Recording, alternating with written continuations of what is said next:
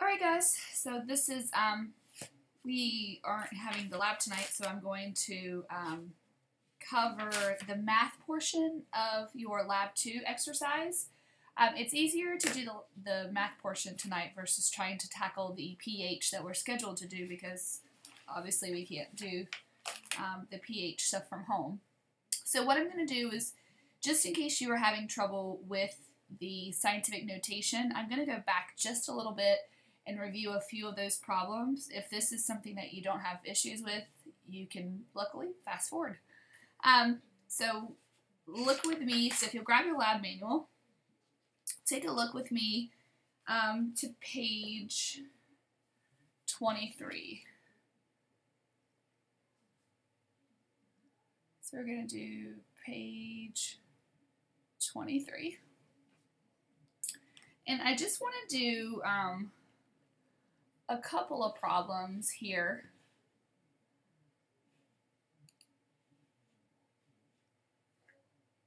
So remember, when you're adding and subtracting, you have two options.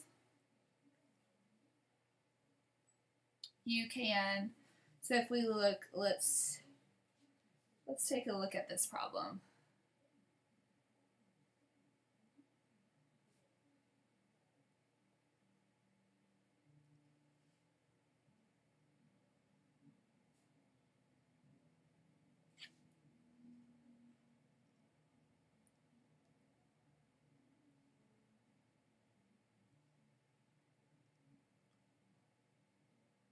To the 8th. Okay, so my preferred method is to just expand both of these out and add them.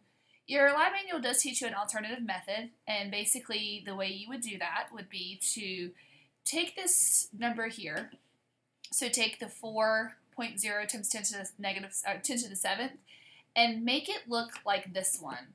So it's a little bit more of a step, and you know that's okay. I'm going to change my color here. And so in order to do that, we would have to move this guy here, this decimal place, 1 over. So we're going to go over here 1. And so that means we go up an exponent here. So this becomes 0.4 times 10 to the 8th. Now you can just, and then I'm going to go ahead and rewrite the rest of them. 2.0 times 10 to the 8th. Now you would just add this like normal. You would 4 and 2, so this will be 2.4, and then just bring down the exponent, 10 to the 8th. Now, here's the problem. All of them aren't that simple, where you could just do one little move the decimal place and it'd be straightforward. Some of them are a little more tedious, and that's when I would recommend just expanding it out like we talked about last class. So I wanted to make sure I covered this because I recall someone asking a question about it. So at this point, you should definitely be able to complete page 23. Again, practice these problems. I will not collect page 23. That's just a practice section. So do not, I won't be collecting that.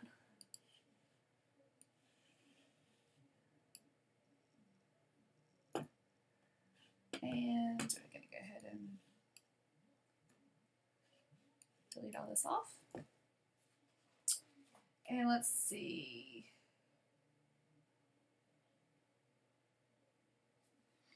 Now if we look,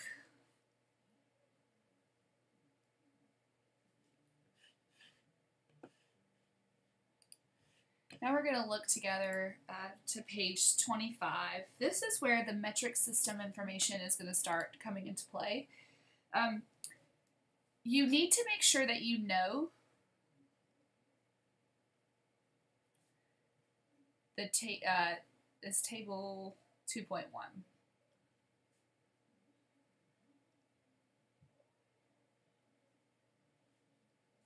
On page 25.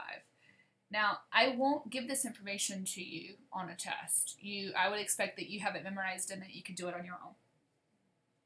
Now, the one thing I say that most people have, I'm going to draw a very generic table up here just to kind of talk from, but I would say that most people see the table, they get the table, they kind of get the table, but they don't really understand how to use the table. And this table, even if I gave it to you, if you don't know how to use it, it won't be helpful. So I'm going to just pick off a few. I'm not going to do all of them because just to save time, but I'm going to pick the ones we use the most often. And I'm actually going to go backwards from what they've done on the table. I like to do the big ones on the top. So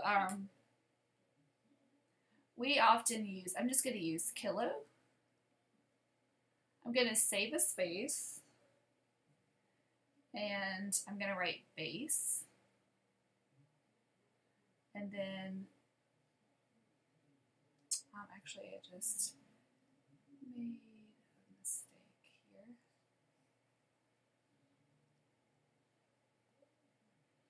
So instead of milli, that's supposed to be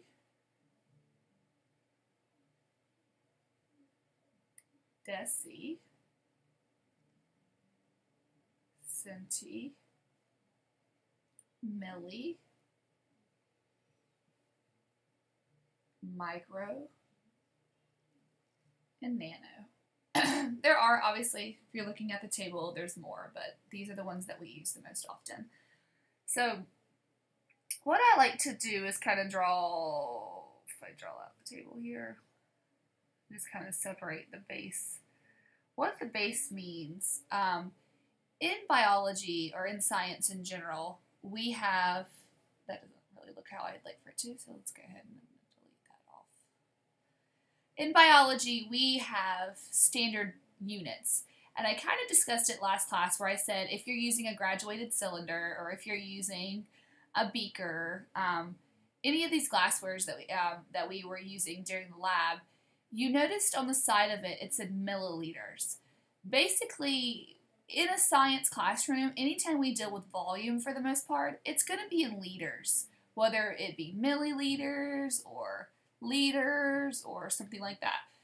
So a base unit is a standard unit for, let's say, our science classroom.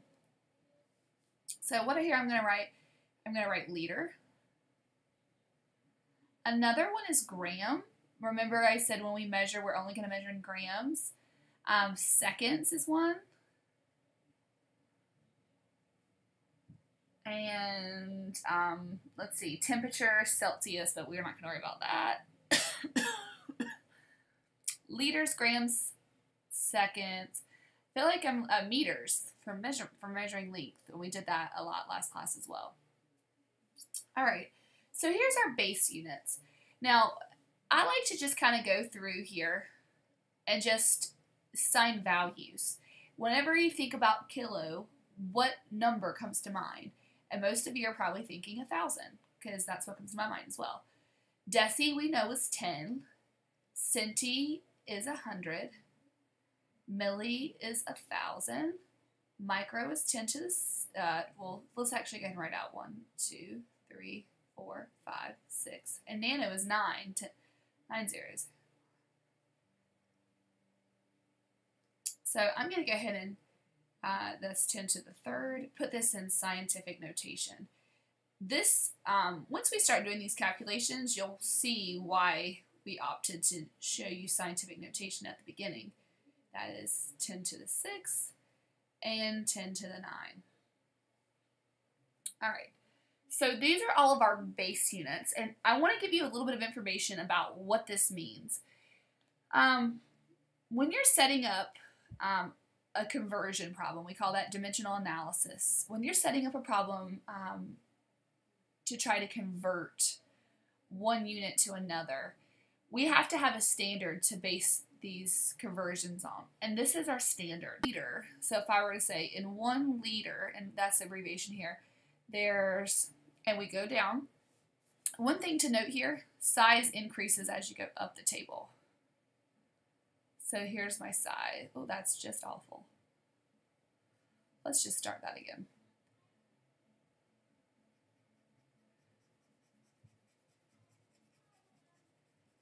So size increases as you go up the table. So obviously kilo is a lot larger than nano is. So keep that in mind when you're doing these calculations. Don't write down something that just sounds ridiculous.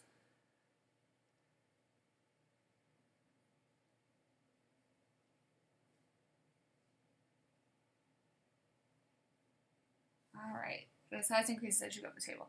So 1 liter is equal to, and then we go here, and we would know 10 to the second centiliters. All right. If I were to say, here's the trick though. There's 1,000 liters in 1 kiloliter. And you're probably thinking, okay, well, that doesn't make sense because you're telling me now that kilo is 1,000. Well, here I have a rule of thumb. I always say when you're using your table, 1 goes next to the larger unit. So in my mind, I'm thinking of my table, and if you look at the first one, here's liters, here is centi. This liters is higher up on the table, so 1 goes next to the liter. For this one, kilo is at the top, and then liter is here. So 1 goes next to the larger unit, which is here, kiloliters, and then 1,000, the prefix, the number goes next to the liter. Now I'm going to clear this, and we're going to do some sample problems. Now, if you remember any of your elementary school learning, you may recall that you did learn this in elementary school, and they often had you do it by moving the decimal place. That's fine to do, but I'm not going to teach that method to you because it's really not a great way to learn this. You want to learn this dimensional analysis and be able to expand on it later. So I'm going to go ahead and clear this off.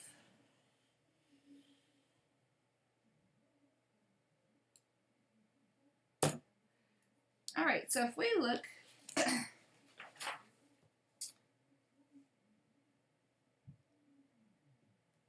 right, so I'm going to go to page 26. I did it again. Let's see here.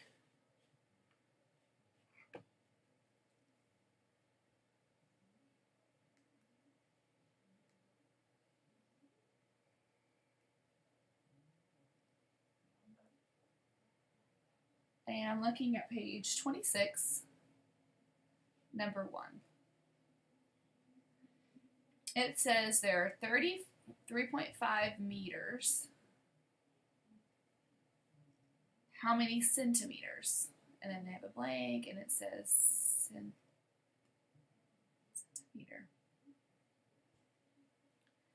All right, now grade you, like I said before, some of you are going to be reluctant to learn this method because you know you can move the decimal place. Keep in mind that this method wasn't invented to be annoying to you or to be just another tedious math skill, but it's meant to teach you how to convert anything. In all walks of life, you can't just move a decimal place to convert from one unit to another. So you need to know how to set it up, and that's called dimensional analysis. So that's the goal of this unit. So we're going to start with what we're given, 3.5, and you want to set up something, we call it the train track method. And we want our unit, we want our final unit in centimeters, and that's abbreviated like this. So this is meters, and this here is centimeters. Now, if you remember from your math class, we're going to multiply across the top and divide by what's on the bottom. So if you kind of think about putting a multiplication symbol here, if you want. This will be the only time that you see me write a multiplication symbol. From here on out, I want you just to assume that's what I'm meaning. So for this, this is how I'm going to set this up. Now remember for math, if you have a unit on the top and a unit on the bottom that's the same, then you can cancel it out. So I could put meters down here. All right. Now right here is the trick. This part is tricky. Okay.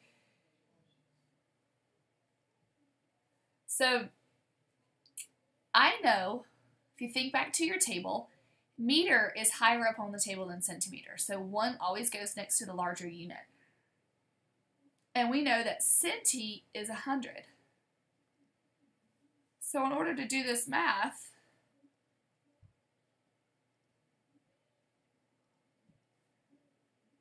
we're going to do 3.5 times 100.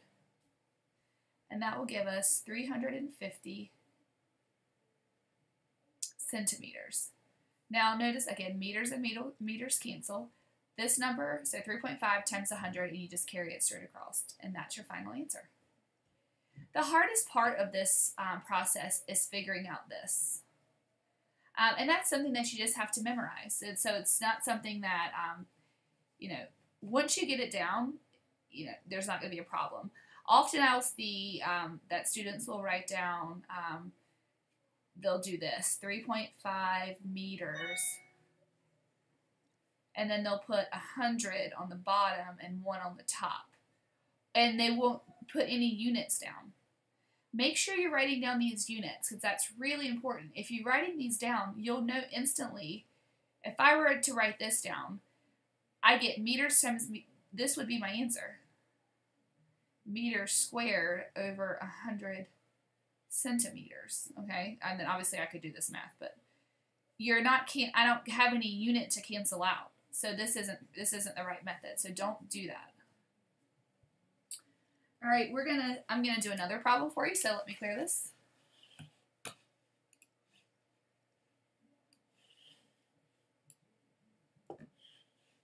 And we're still on that same page, so I'm not gonna delete that off. Let's get this.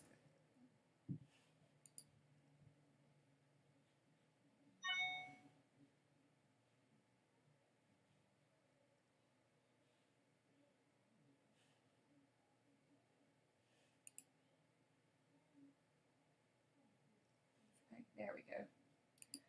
All right, so we're still on page 26. I want you to look at something like number 4. Let's take a look at number 4.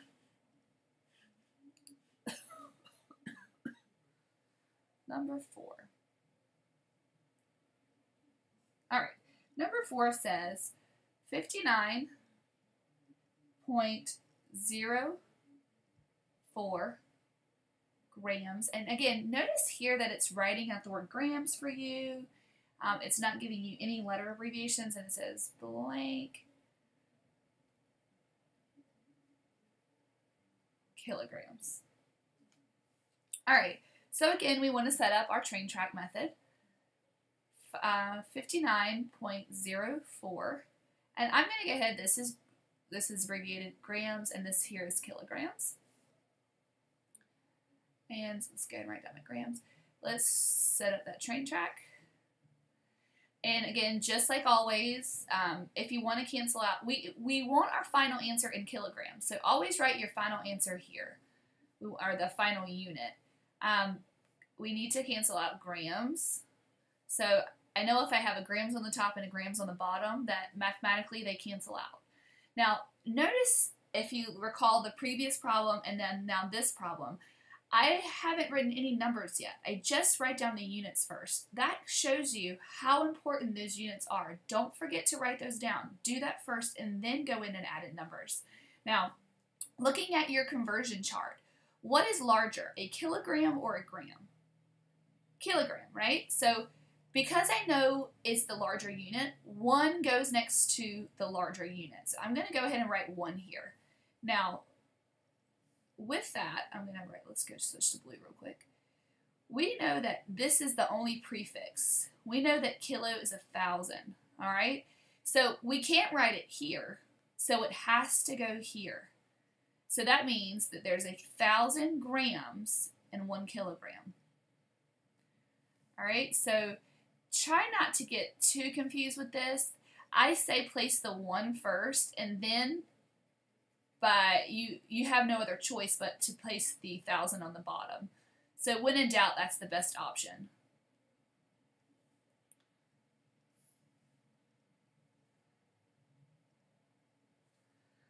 All right, so our final answer for this one is going to be 0.05904 kilograms. And then try to box in your answers when you're doing it on a random sheet of paper. That way you can kind of keep yourself organized.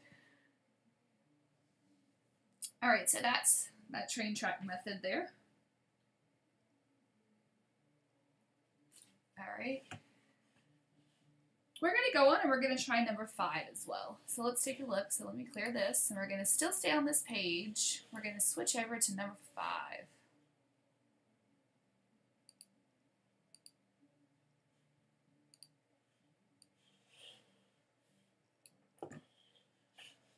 All right, we're going to do number 5.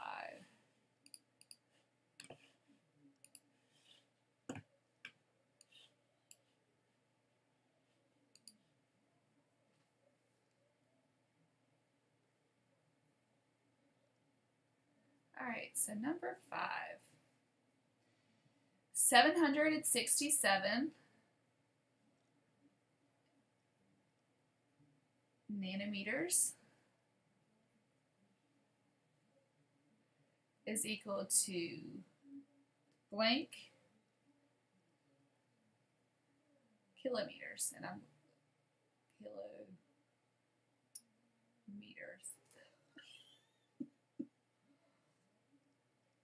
Okay, now the first thing I want you to look at is, I'm going to kind of abbreviate this for one, so nanometers.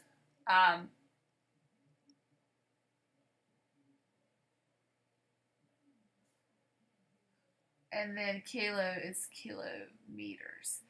Now, there is nothing on that table when you're looking at conversions that will tell you how many nanometers are in a kilometer. So don't try to do that because you just spin wheels and it's just a complete waste of time. By the time you figure out how many nanometers are in a kilometer, you could have done this whole problem. So it's easier if you just pedal forward and don't try to take a simple method or a simple route because it won't work out as well as you think. So we're going to do 767 nanometers. This one is going to be a double, what we call a double train track method, because we're going to have 2. What you want to do is set up, I always say, you know, an idea flow chart of how you're going to do this. So we're going to go from nanometers to meters to kilometers. Now, we want to cancel out the nanometers. So again, like I always do, nanometers is going to go here. And then we're doing, this is our first step here, our first one, and this is our second. So this is going to be meters here. And then we want to eventually cancel out the meters and then go to kilometers. So take a second and look at what I've done. Nanometers to nanometers, this is going to cancel out. This is going to cancel out. And then meters and meters will eventually cancel out and leave us with a unit of kilometers, which is what it's asking for up here. Now, again, notice I haven't written any units down, any numbers. I just wrote down units. That is so important. I really want you to make sure you're doing that. Now here, we're going to look at one section at a time. Which is larger here, a meter or a millimeter? Now think about it. Find meter on your table and then find millimeter on your table. Which one's higher up the table? Now, when I say higher up the table, I'm talking about my table. If you're looking at your table on page 25, the further down, your table is flipped. So the further down the table, the larger. So in your situation, if you're looking at the table in your book, which unit is further down? If you look, meters, there's a section in the table that says base unit. Base unit there is meters, seconds, liters, okay? So meter is larger here. So there's, for every 1 meter, there's 1,000 millimeters. All right, now let's look at this section here. Which one's larger, a kilometer or a meter? Well, we know this is larger, and then 1,000 kilometers. Now, here's the thing. We've set this up. Now what do? You have to put this into your calculator, and you have to put it in there correctly. So make sure, if you're doing this, you're going to say 767 times 1 divided by 1,000 divided by 1,000. All right, that's what you're doing here. Or you can think about it as being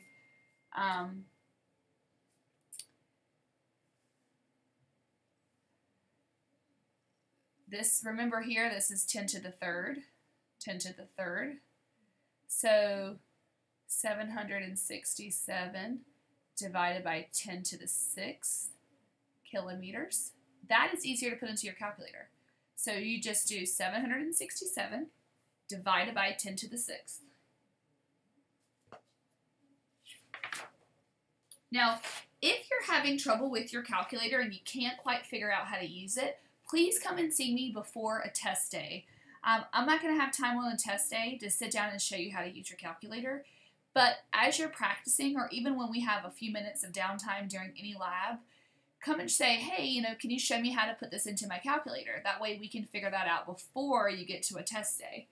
So the answer to this one is going to be 7.67 times 10 to the negative 10 kilometers. And this is going to come right from your calculator. Now, I want to take this and show you one more thing. The reason we went into all this scientific notation, you could figure this problem out by just doing scientific notation. So I'm going to show you how to do that really quickly. So I'm going to move all of this up.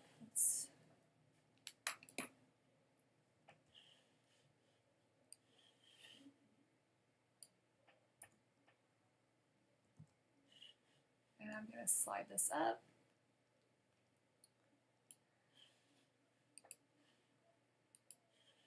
All right, now this number over here, the 767, in math, when you have a exponent as the denominator, you can bring it to the top of your fraction. It's doing it again. Let's see. You can bring it to the top of your fraction by just making it negative. So what this really means is 7.67 times 10. Oh, sorry, that's not what that means. Let's erase that.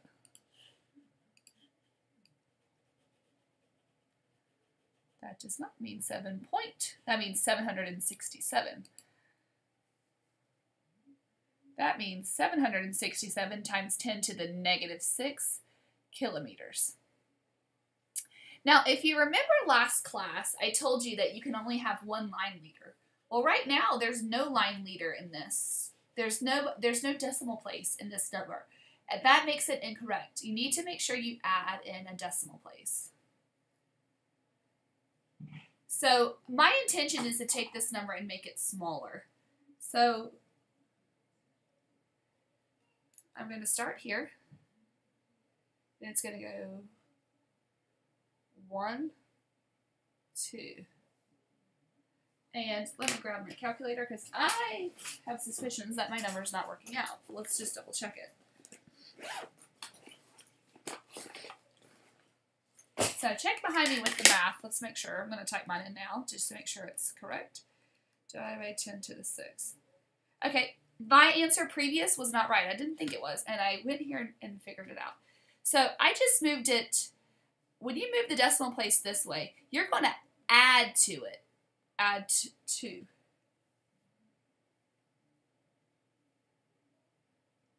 Oh, I see my problem.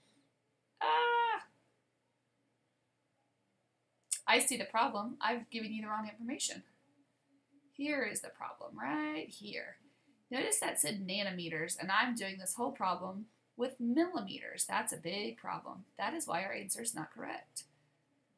All right, so let's erase all of this. All right, and let's erase this. All right, we have nanometers here, and nanometers is not. All my handwriting looks about the same, so my pen, come on, there it is. Well, my pen doesn't want to come back.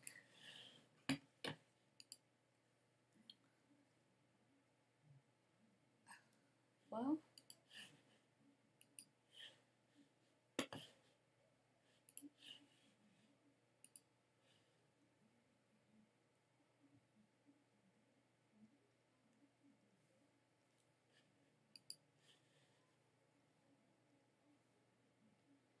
Nanometers. All right, that is 10 to the 9th power, okay?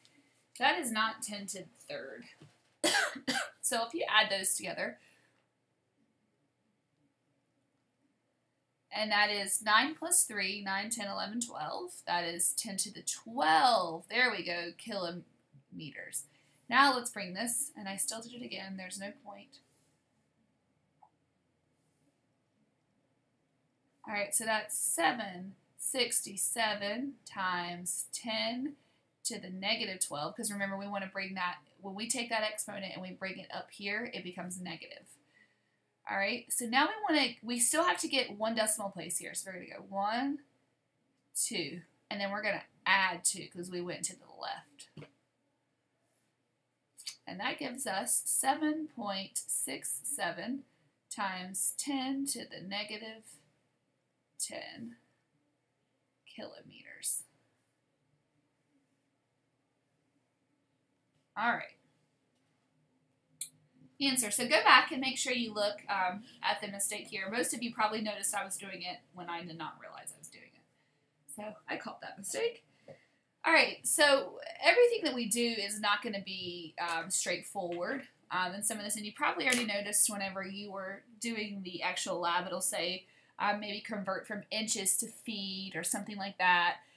That is something that we will definitely be faced with in a science classroom, especially one that uses inches and pounds when the standard is meters and grams. So if you look down, I actually want to do one more. Let's try number 10 because I want to do one more like this one because these are the harder ones and most people have trouble with these because they are a little challenging. So again, we're going to look at number 10. Same page, so number 10. Number 10 says a blue whale has a mass of 130,000 kilograms. What is the mass in milligrams? And I went ahead and abbreviated these just for the sake of not writing them out, but make sure you are aware that this is kilograms and that is milligrams. So we're going to set up our table, 13000 kilograms. And here's my, again, this is going from one with a prefix to another with a prefix. So we need to we need to convert to the base unit first. So it's going to be a two-step problem. Just set up your units and then grams to milligrams. So kilograms and kilograms will cancel, grams and grams will cancel, and then we finally end in milligrams, which is what it's asking. So now let's look here at this. What's larger, a kilogram or a gram? We know kilogram is larger, and then kilo is the prefix here, so that's 1,000. So you're going to put 1,000 here. And this one, gram or milligram, gram is larger, so the prefix here is milli. So for this one, you're going to multiply across.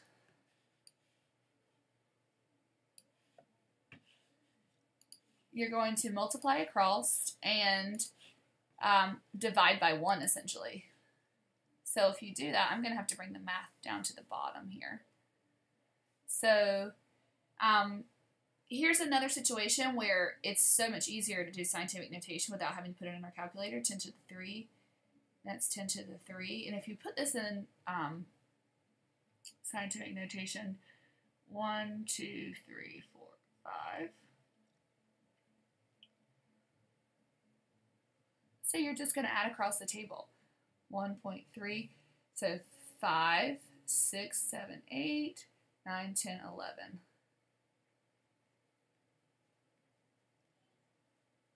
I did not use a calculator. All right, so that's why we teach you scientific notation. It just gives you a skill that you can, there wasn't a need for a calculator for this one.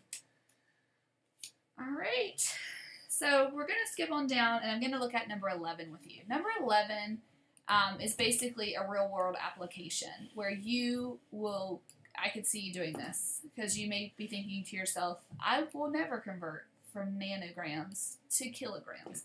You probably won't.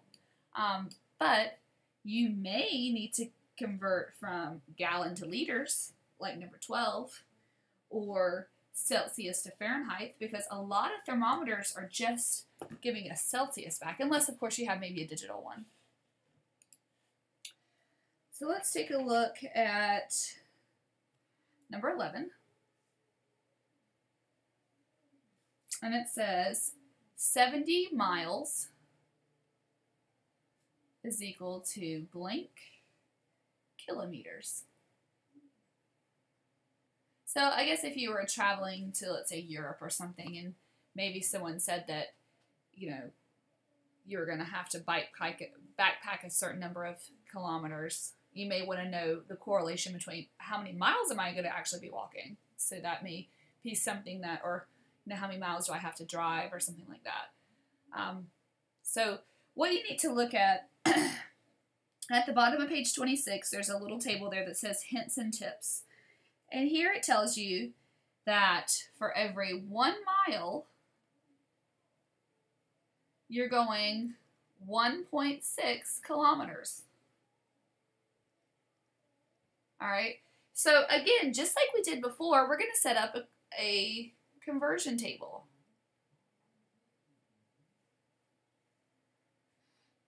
We will never switch this. I will never say that there is 1.6 miles in a kilometer. All right, so this is always the ratio. So mile goes on the bottom, just like we did before. And then kilometers are going to go on the top. So there's 1.6 kilometers in every mile. So we're going to just multiply 70 by 1.6. And that's 112 kilometers.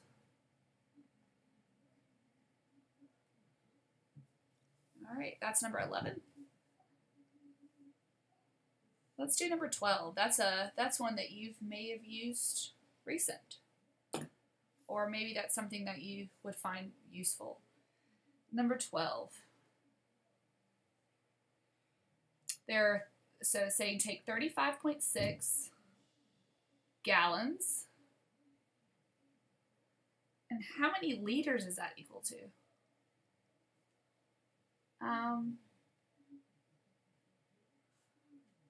All right, so that's what we're going to do. Now, again, refer back to the table.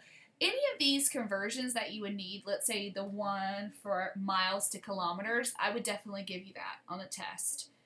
So anything that's in that box that says hints and tips, I will give you on an exam. I will not give you the information that's in table 2.1 on page 25. So just keep in mind, any of these conversion factors, like gallons to liters. So for instance, there's 1 gallon. 1 gallon is equal to 3.79 liters. So I would give you this on a test. This is called a conversion factor. So we would set it up 5.6. I'm going to write gal. Here's my table.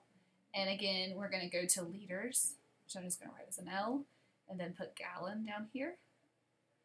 So just like before, that cancels with that. For every 1 gallon, there's 3.79 liters. So we're going to multiply across the top, 35.6 times 3.79. And 34.92 liters.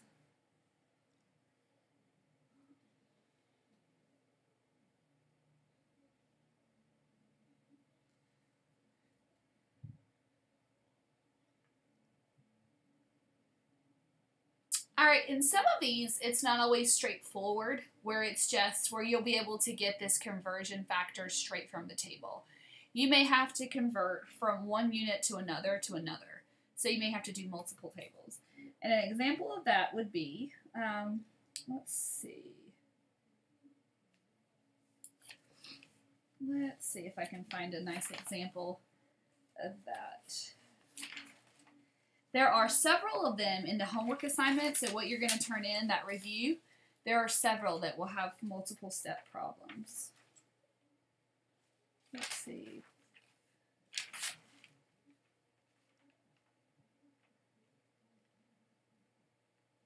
Let's look at number 19. Number 19, and that's going to be at the top of page 27. So I'm going to clear this off.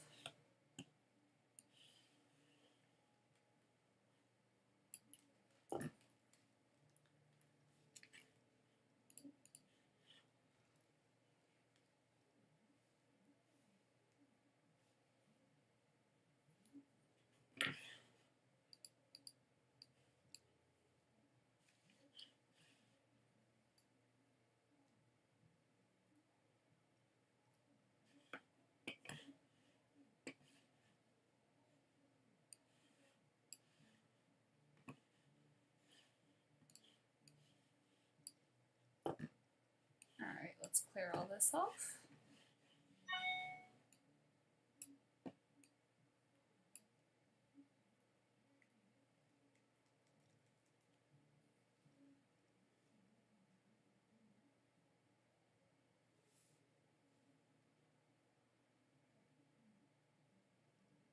Alright, so if you're looking at number 19, it says you're basically converting. It says some redwood trees have a diameter of 11 meters. What is that diameter in feet? So you're having to go from meters to feet here. So number 19, 11 meters to feet. So what you want to do is you want to say, we know that there are, so here's some conversion factors, 39.37 inches in 1 meter, and then that there are 12 inches in 1 foot. So this is all the information that we'll need, and this will be given to you on an exam. 11 meters, and then we're going to set up our table. And then meters to inches. And then feet to inches. Meters and meters and inches cancel.